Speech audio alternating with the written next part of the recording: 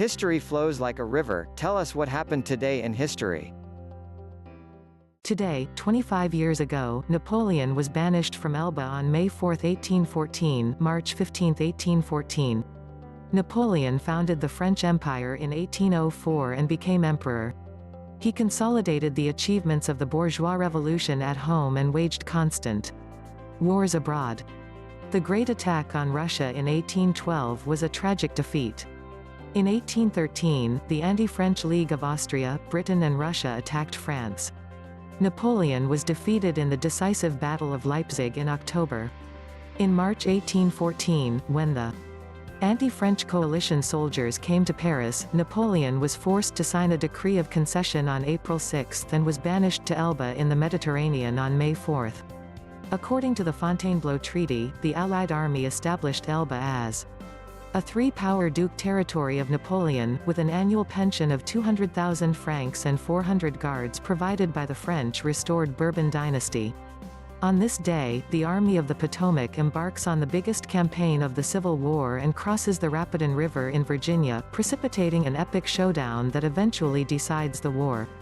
In March 1864, Ulysses S. Grant became commander of all the Union forces and devised a plan to destroy the two major remaining Confederate armies, Joseph Johnston's Army of the Tennessee, which was guarding the approaches to Atlanta, and Robert E. Lee's Army of Northern Virginia. Grant sent William T. Sherman to take on Johnston, and then rode along with the Army of the Potomac, which was still under the command of George Meade, to confront Lee. On May 4, the Army of the Potomac moved out of its winter encampments and crossed the Rapidan River to the tangled woods of the Wilderness Forest.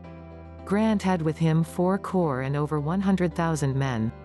The plan was to move the Federal troops quickly around Lee's left flank and advance beyond the Wilderness before engaging the Confederates. But logistics slowed the move, and the long wagon train supplying the Union troops had to stop in the Wilderness.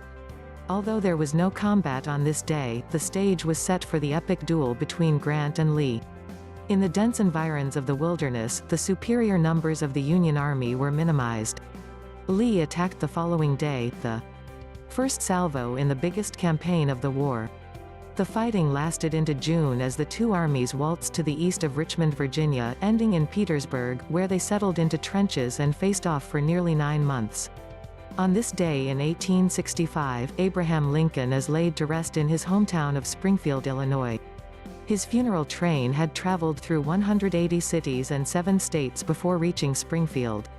At each stop, mourners paid their respects to Lincoln, who had been assassinated on April 14. Lincoln's son Willie, who died at age 11 from typhoid fever in 1862 and had originally been buried in Washington while Lincoln was serving as president, was interred next to his father in the family plot that same day. S.E. Tafaro is executed in Florida after his electric chair malfunctions 3 times, causing flames to leap from his head. Tafaro's death sparked a new debate on humane methods of execution.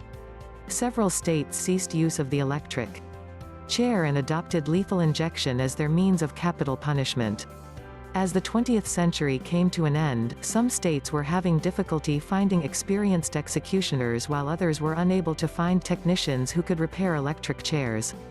The move toward lethal injection was also problematic, since there were few qualified people who knew how to construct a proper system. If done incorrectly, an injection containing a combination of a paralytic drug and a lethal dose of potassium chloride can paralyze an inmate and result in a painful death. Tafaro's botched execution was far from an anomaly. In Alabama, Horace F. Duncan's execution was prolonged 19 long minutes while sitting in a broken electric chair. In July 1998, Florida inmate Alan Lee Tiny Davis, who weighed 344 pounds, screamed in pain during his electrocution while blood poured down his shirt. Authorities later claimed that the blood was a result of a bloody nose.